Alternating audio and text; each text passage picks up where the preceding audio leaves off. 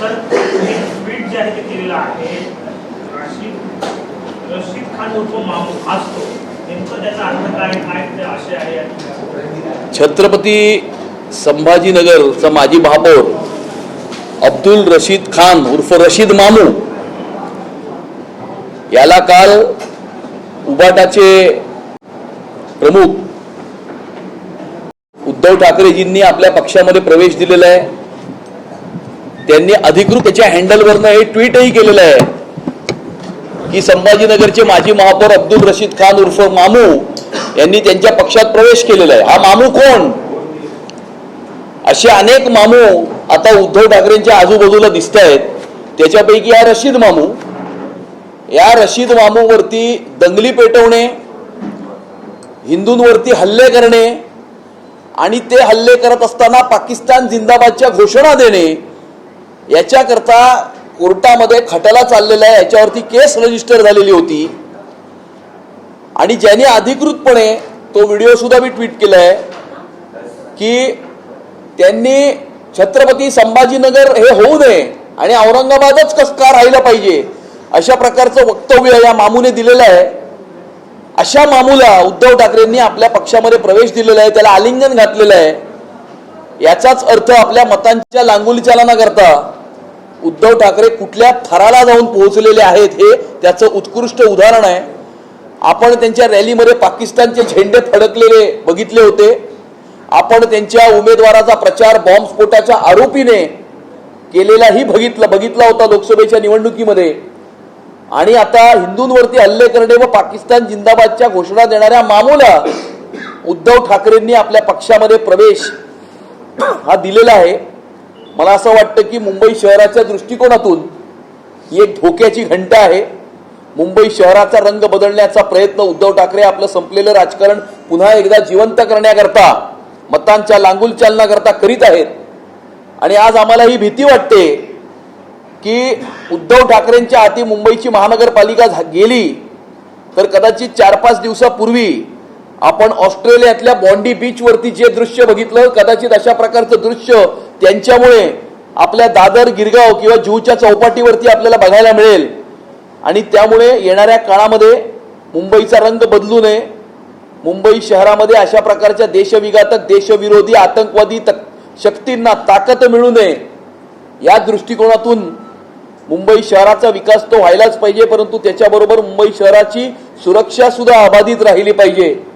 या दृष्टिकोनातून ही येणारी मुंबईची महानगरपालिकेची निवडणूक ही मुंबईकरांकरता महत्वाची आहे. ज्या पद्धतीने ठाकरे बंधू एकत्र येत आहेत, काही वॉर्ड असे आहेत ज्या वॉर्डमध्ये मुस्लिम आणि मराठी मतांचं कॉम्बिनेशन करण्याचा प्रयत्न जे आहे ते दोन्ही बंधू करताना पाहायला मिळतात. तशी एक चर्चा बाहेर आली नाही. असं आहे की जे बंधू त्यांच्या बरोबर येत आहेत त्या बंधूंनीच अशा प्रकारचं आधी वक्तव्य केलेलं होतं की उद्धव ठाकरेंकडनं बाण निघून गेलाय आणि राहिलाय तो फक्त खान. आणि त्यामुळे मराठी माणूस हा नरेंद्र मोदीजींबरोबर आहे, मराठी माणूस हा देवेंद्रजींबरोबर आहे. गेल्या 11 वर्षामध्ये या मुंबई शहराचा आणि मुंबईकरांचा विकास ज्या प्रकारे मोदीजींच्या नेतृत्वाखाली देवेंद्रजींनी केलेला आहे, मराठी माणसाला बीडीटी चाळीमध्ये राहणाऱ्या 560 फुटाचं घर त्याच ठिकाणी निर्माण कोणी केलं तर ते देवेंद्रजींच्या सरकारने निर्माण केलं. आणि त्यामुळे मराठी माणूस हा त्यांच्याबरोबर अजिबातही राहिलेला नाही. त्यांच्याबरोबर कोण राहिले असतील तर पाकिस्तान जिंदाबादच्या घोषणा देणारे, पाकिस्तानचे झेंडे फडकावणारे, बॉम्बस्फोटाचे आरोपी आणि मुंबई शहराचा रंग बदलण्याचा प्रयत्न करणाऱ्या काही शक्ती ज्यांनी इतर आंतरराष्ट्रीय शहरांमध्ये हैदोस घातलाय आणि आता ते मुंबई शहरामध्ये हैदोस घालू इच्छित आहेत, अशाच प्रकारच्या देशविघातक समाजविरोधी शक्ती यांच्याबरोबर उरलेल्या आहेत. आदित्य ठाकरेंनी गेल्या 25 वर्षामध्ये जी जी कामं केली त्याचं प्रेझेंटेशन दाखवलं, परंतु मुंबई भाजपकडून रोज एक व्हिडिओ जो आहे तो पोस्ट केला जातो की तुम्ही नेमकं काय केलं मुंबईसाठी. मुंबई भाजपकडनं व्हिडिओ आमचा पोस्ट होतच नाहीये. त्यांच्याबरोबर जे बंधू आले आहेत त्या बंधूंनी त्यांच्याबद्दल काय बोलले होते तेच आम्ही फक्त दाखवतोय. आम्ही काही बोललोच नाहीये. त्यांच्याबरोबर आलेले काय बोलले होते त्यांच्याबद्दल हेच आम्ही बोलतोय. आम्ही जेव्हा बोलायला लागू तेव्हा त्यांना तोंड दाखवायला जागा राहणार नाही आणि त्यांच्या त्या बोगस प्रेझेंटेशनचं उत्तर सुद्धा मी लवकरच देणार आहे. दुसरीकडे आज काँग्रेसची पत्रकार परिषद झालेली पाहायला मिळते. काँग्रेस स्वबळाचा नारा पुन्हा एकदा दिलेला जाहीर करून टाकले की आम्ही मुंबईत सोबत नाही, तो त्यांचा प्रश्न आहे. कुणाला एकत्र यायचं आहे, कुणाला स्वबळावर लढायचं आहे, हा त्यांचा प्रश्न आहे. आणि एकत्र आले तरी काही प्रॉब्लेम नाही आहे, कारण महाराष्ट्राच्या विधानसभेच्या निवडणुकीमध्ये तिघेही एकत्र आले होते, पण तिघांना एकत्रितपणे पण 50चा आकडा गाठता आला नाही. त्यामुळे एकत्र आले तरी काही फरक पडत नाही, वेगळे लढले तरी काही फरक पडत नाही. कुणी एकत्र आलं, कुणी एकत्र नाही आलं, याने काहीच फरक पडणार नाही, कारण मुंबईकरांचा निर्णय हा पक्का आहे आणि मुंबईकरांनी आपला निर्णय केलेला आहे. आता फक्त 15 तारखेला त्या पोलिंग स्टेशनमध्ये जाणे आणि धनुष्यबाणाचं आणि कमळाचं बटन दाबणे हे एवढंच बाकी आहे. महायुतीच्या 2 बैठका झालेल्या आहेत, दुसरी बैठक बाकी आहे. अजून कुठे तिढा सुटत आहे? साधारणतः 150 पेक्षा जास्त जागांवरती आमचं एकमत हे झालेलं आहे. उरलेल्या 70 जागा आहेत, त्या 70 जागांची चर्चा ही सुरू आहे. आम्ही एकमेकांना पेपर्स एक्सचेंज केलेले आहेत. लवकरच आम्ही एकमेकांना भेटू आणि उरलेल्या 70 जागांचा प्रश्न सुद्धा सोडवू. तिकडून आग्रह केला जातोय की ज्या जागा आहेत त्या कुठेतरी 100 पेक्षा जास्त जागांसाठी आग्रह होताना पाहायला. असा कोणताही कुठल्याही पक्षाकडनं आग्रह झालेला नाही. आम्हीही काही आग्रह केलेला नाही, त्यांनीही काही आग्रह केलेला नाही. त्यांनीही काही दावा केलेला नाही, आम्हीही काही दावा केलेला नाही. अगदी मैत्रीपूर्ण वातावरणामध्ये आमच्या एकमताने सर्व निर्णय होत आहेत. ज्या पद्धतीनं भाजपने मुंबईमध्ये नवाब मलिक जर असतील तर राष्ट्रवादीला सोबत घेणार नाही असं म्हटलेलं आहे, परंतु शिवाजी ननावडे असतील किंवा आज सुनील तटकरे जे आहेत यांनी आशिष शेलारांची भेट जी आहे ती घेतली. त्यामुळे पुन्हा एकदा चर्चा सुरू अशी झाली की नवाब मलिकांना जर बाजूला करण्याचा प्रयत्न केला असेल राष्ट्रवादी तर मग त्यांना सोबत घेणार असेल. नवाब मलिकांना बाजूला केलं आणि त्यांना जर युतीमध्ये सहभागी व्हायचं असेल तर त्यांचं स्वागतच आहे. परंतु नवाब मलिकच्या नेतृत्वातल्या कुठल्याही पक्षाशी आम्ही कुठल्याही प्रकारची युतीही करणार नाही. सर, या प्रश्नावर सुप्रिया सुळेंनी टीका केली आहे की त्यांना सना मलिक चालते तर नवाब मलिक का चालते? नाही, आता त्यांना काय टीका करायचं असेल ते टीका करू शकतात. याच्यामध्ये मुंबई महानगरपालिकेच्या निवडणुकीचं त्या पक्षाचं नेतृत्व कोण करणार हा मुद्दा आहे. आम्हाला त्यांचं नेतृत्व मान्य नाही ही आमची भूमिका आहे. पृथ्वीराज चव्हाण यांनी नवीन एक दावा केलाय. त्यांचं असं मत आहे की एक्सचेंज फायर्समध्ये काही भारतीयांचं नाव आहे, त्यामध्ये पेट्रोलियम मंत्री हरदीप पुरी यांचंही देखील नाव आहे. सरकारने मोदी आणि एक्सचेंज यांच्या नात्यावरती खुलासा करावा असं म्हणतात. असं आहे की पृथ्वीराज चव्हाण साहेबांना एका मानसोपचार तज्ज्ञाची आवश्यकता आहे, त्यांना एका सायकेट्रिस्टची आवश्यकता आहे आणि त्यामुळे कदाचित निवडणूक हरल्यानंतर त्यांचं मानसिक संतुलन हे बिघडलेलं आहे आणि त्याच्यातून अशा प्रकारच्या काहीतरी स्टेटमेंट्स ते करत आहेत. त्यामुळे गेट वेल सून. ज्या पद्धतीनं इच्छुकांची यादी जी आहे ती मोठ्या प्रमाणात या निवडणुकीत वाढलेली माझ्यामध्ये प्रत्येक वॉर्डमध्ये अधिक इच्छुक आहेत, त्यामुळे ही दिरंगाई केली जाते का जी नावं किंवा उमेदवार जाहीर करायला शेवटच्या टप्प्यात जाहीर केली जातील उमेदवारी नाही. अशी चर्चा. हे बघा, इच्छुक आहेत, खूप आहेत, तर शेवटी पक्षाचे कार्यकर्ते जमिनीवर काम करत असतात. प्रत्येकाला असं वाटत असतं की मी पक्षाचं नेतृत्व करावं, मी जनतेची सेवा करावी, त्याच्याकरता इच्छा असते अनेकांची. परंतु भारतीय जनता पार्टीचा कार्यकर्ता कुठलंही सत्तेचं स्थान किंवा अधिकाराचं पद प्राप्त करण्याकरता काम करत नाही. तो समाजामध्ये उभ्या असलेल्या शेवटच्या माणसाची सेवा करण्याकरता काम करतो, समाजाकरता काम करतो, देशाकरता काम करतो. त्यामुळे जरी इच्छा असली परंतु एकदा निर्णय झाला पक्षाचा की सगळे कार्यकर्ते कामाला लागतात.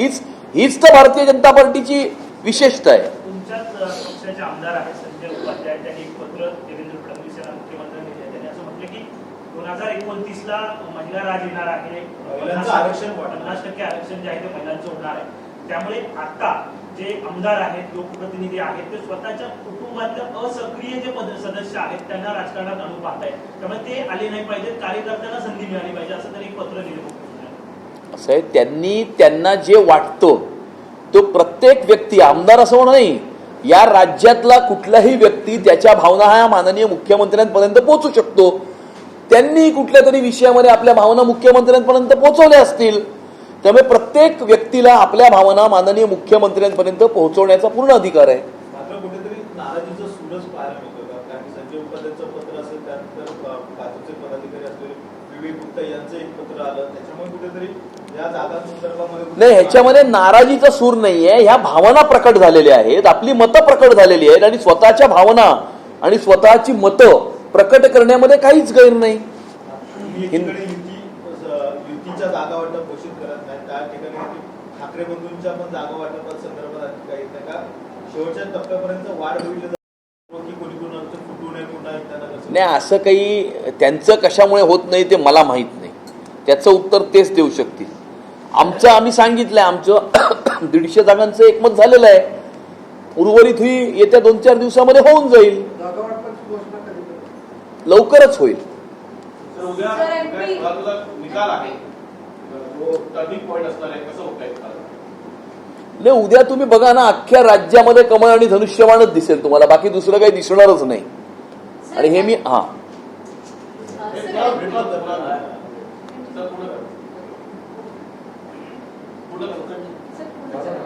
नाही, तेवढंच एक वाक्य होतं.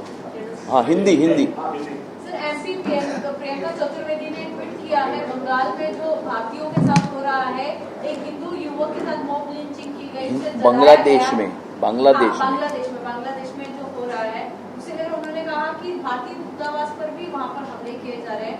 इसके साथ ही भारतीय सरकार जो है वो क्या करेगी वहाँ पे जो भारतीय है, उनके हितों के लिए भारत सरकार क्या करे? नहीं, भारत सरकार जो है वो सबके हित के लिए काम करती है.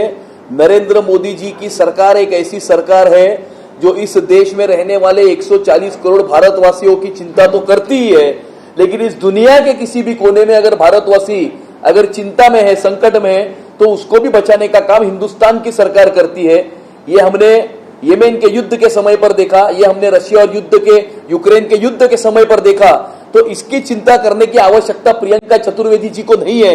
वो इस बात की चिंता करे कि इस प्रकार के समाज विघातक, देश विरोधी, आतंकवादी शक्तियों को उनकी पार्टी जिस प्रकार से बढ़ावा दे रही है, वो उसके बारे में कहे कि वो उनको क्यों बढ़ावा दे रही है.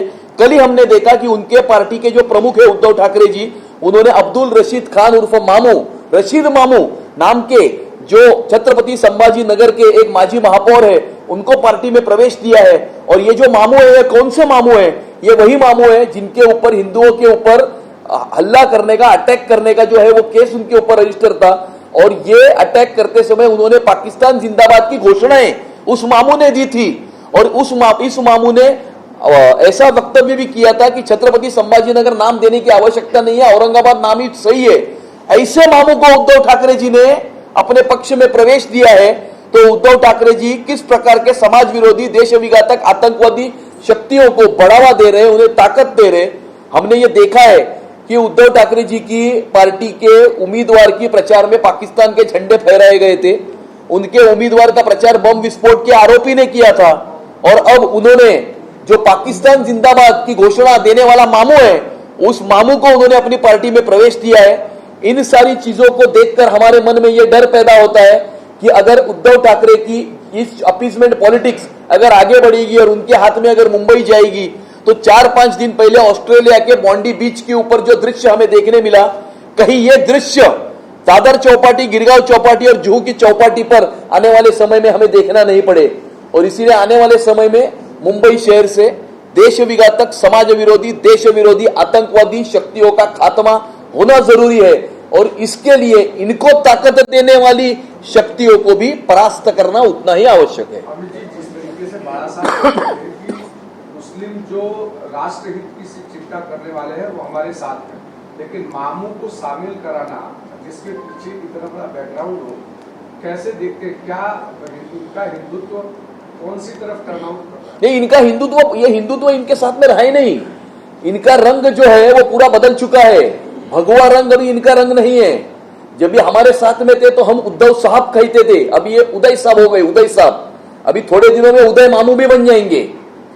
और ये जो अभी उदय मामू, ये इनका जो प्रवास है उद्धव साहब से या उद्धव जी से उदय साहब का जो प्रवास है, और आने वाले समय में जो उदय मामू जो ये बनने वाले हैं, ये जो इनका प्रवास है, इनका रंग बदल चुका है, इनकी नीयत बदल चुकी है, इनकी नीति बदल चुकी है. हिंदुत्व को इन्होंने पूरी तरह से छोड़ दिया है और आतंकवादी, देश विरोधी, समाज विघातक शक्तियों के साथ ये युति करते हुए दिख रहे हैं. सर, सपा नेता अबू असीम आजमी ने ये कहा है कि बांग्लादेश में जो हो रहा है उसका हम निषेध करते हैं, लेकिन भारत में जो है मुसलमान बिल्कुल भी सुरक्षित नहीं है और भारत में मुस्लिम होना ये क्राइम की तरह है. वो खुद भारत देश में इतने बार चुनाव लड़े, पार्लियामेंट में गए, महाराष्ट्र की विधानसभा में गए, महाराष्ट्र की विधानसभा में प्रतिनिधित्व कर रहे हैं, तो वो कैसा कह सकते हैं कि वो सुरक्षित नहीं है? वो सुरक्षित है तभी चुनाव लड़ते हैं, सुरक्षित है तभी लोग उनको वोट देते हैं, सुरक्षित है तभी पार्लियामेंट और विधानसभा तक जाते हैं। और इसीलिए वो इस प्रकार की चीजें, इस प्रकार के जो वक्तव्य जो करते हैं वो हास्यास्पद है। वो इस बात का हमें स्पष्टीकरण दे कि महाराष्ट्र की विधानसभा और हिंदुस्तान की संसद में जाने के बाद भी वो वंदे मातरम बोलने से क्यों कतराते, इसके ऊपर वो पहला स्पष्टीकरण दे। जिस तरीके से अभी युति की चर्चा आगे बढ़ रही है, कब तक युति फाइनल होगी, कितने स्टेज पर पहुंची है, कितने सीटों को फाइनल किया जाएगा? 150 से ज्यादा सीटों के ऊपर हमारा एकमत ये है, हो चुका है। बची हुई 70 और सीट के ऊपर हमारी चर्चा शुरू है। एक दूसरे को पेपर हमने एक्सचेंज किए हैं। आने वाले 1-2 दिनों में हम मिलेंगे और 2 से 4 दिनों में युति का फाइनलाइजेशन हो जाएगा। कांग्रेस जिस तरीके से कह रही है कि हम अकेले चुनाव लड़ेंगे, आप शिवसेना यूडीपी के साथ नहीं जाएंगे, इनका मोह भंग होने का तरीका है या हार से बचने के लिए कहीं न कहीं अलग अलग पॉइंट आउट निकाल रहे हैं? नहीं, अभी वो क्यों नहीं जाना चाहते इसका जवाब वो दे सकते, इसका जवाब मैं नहीं दे सकता हूं। और इसीलिए वो जाना भी चाहते हैं, वो अगर एक लड़ना भी चाहते तो भी हमें कोई आपत्ति नहीं है, क्योंकि महाराष्ट्र की विधानसभा के चुनाव में तीनों पार्टियां मिलकर लड़ी थी और तीनों को मिलकर 50 सीटें भी हासिल वो नहीं कर पाए थे। महाराष्ट्र की जनता ने उनको घर पे बिठाया था। तो आने वाले समय में भी वो एक लड़े तो और अलग लड़े तो महाराष्ट्र की जनता का निर्णय पक्का है। आपने कहा हर जगह धनुष्यबाण और कमल का फूल होगा, क्या घड़ी युति से निकल रही है? नहीं, धनुष्यबाण, कमल और घड़ी भी रहेगी, मेरा बोलना रह गया। आदित्य ठाकरेंनी पुण्यामध्ये आरोप भाजपवरती केला आहे की त्यांचं म्हणणं की भाजप जी कामं करतं ते कधी दाखवत नाही, भाजप कामं करतं ते कधी दाखवत नाही। आणि ते जे कामं करत नाहीत ते दाखवतात। परवाच्या प्रेझेंटेशन मध्ये त्यांनी असं दाखवलं, पोस्टर रोड पण आम्हीच केला, बीडीडी चाळ पण आम्हीच केली। मला असं वाटतं की ते स्वतःच म्हणाले की पेंग्विनला आपला ब्रँड अँबॅसेडर केला पाहिजे, असं तेच म्हणालेत, मी नाही म्हणत आहे। खरंच त्यांनी पेंग्विनला आपला ब्रँड अँबॅसेडर केला पाहिजे, चिन्हही बदलून टाका, चिन्हही पेंग्विन करा। एक शेवटचा प्रश्न, ज्या पद्धतीने विधानसभेमध्ये वेगवेगळ्या समाजाला एकत्र करण्याचा प्रयत्न भाजपने केला होता, या मुंबई महापालिकेच्या निवडणुकीमध्ये सुद्धा आता तोच प्रयत्न केला जातोय। वेगवेगळे मेळावे जे आहेत ते घेतले जात आहेत। आज भंडारी समाजाचा मेळावा आहे, कुठेतरी अपील करताय का सगळ्या समाजांमध्ये जाऊन की नाही, मुंबई शहरामध्ये वेगवेगळ्या समाजाचे लोक, वेगवेगळे समाज घटक राहतात। त्यामध्ये वेगवेगळ्या समाजाच्या काही आशा, अपेक्षा, आकांक्षा, स्वप्न असतात। ते समजून घेण्याचा आम्ही एक प्रयत्न करतोय आणि आवाज मुंबईकरांचा संकल्प भाजपचा, ही मोहीम जरी आमची आता म्हणजे कंप्लीट झाली असेल, त्याच्यातल्या सूचना आम्हाला प्राप्त झाल्या असतील, परंतु आवाज मुंबईकरांचा संकल्प भाजपचा ही मोहीम निवडणुकीनंतर सुद्धा सुरू राहील आणि निवडणुकीनंतर सुद्धा आम्ही इक्वल इंटरव्हल्सला मुंबईकरांच्या ज्या सूचना आहेत त्या मागवत राहू। बीएमसी मध्ये महापौर बसल्याच्या नंतर सुद्धा मुंबई महानगरपालिकेचा गाडा हाकताना त्यावेळेला सुद्धा मुंबईकरांच्या सूचना आम्ही घेत राहू आणि त्यामुळे आवाज मुंबईकरांचा संकल्प भाजपचा ही एक कंटिन्युअस प्रोसेस आहे, कंटिन्युअस फीडबॅक मेकॅनिझम आहे आणि त्याच्या अंतर्गतच आम्ही वेगवेगळ्या समाज घटकांना सुद्धा भेटत आहोत। आज ठिकठिकाणी मतदान झालेलं जिस आहे। तरह से हम लोग ईवीएम की गड़बड़ी का आरोप लगा रहे हैं, और वो आरोप जो है शिवसेना शिंदे गट के लोग भी लगा रहे हैं, क्या कहना चाहिए? नहीं, ऐसा कोई आरोप नहीं लगा रहे।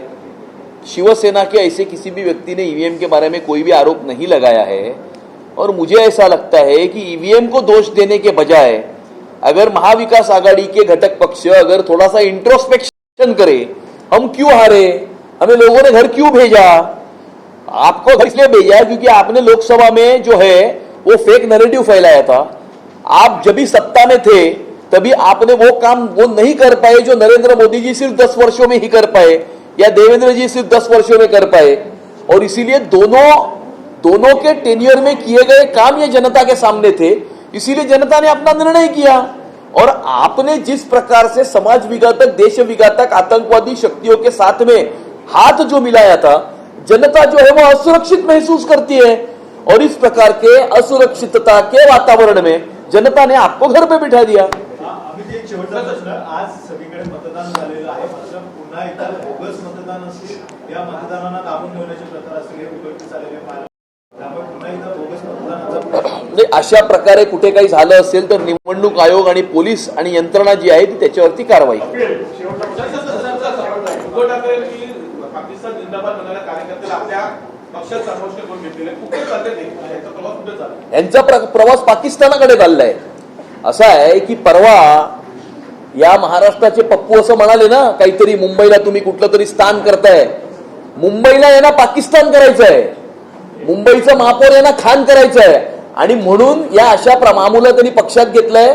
आणि असे किती मामू हे पक्षात घेणार आहेत आणि त्यांच्या आजूबाजूला किती मामू असणार आहेत, स्वतःचाच मामू झालेला आहे. धन्यवाद.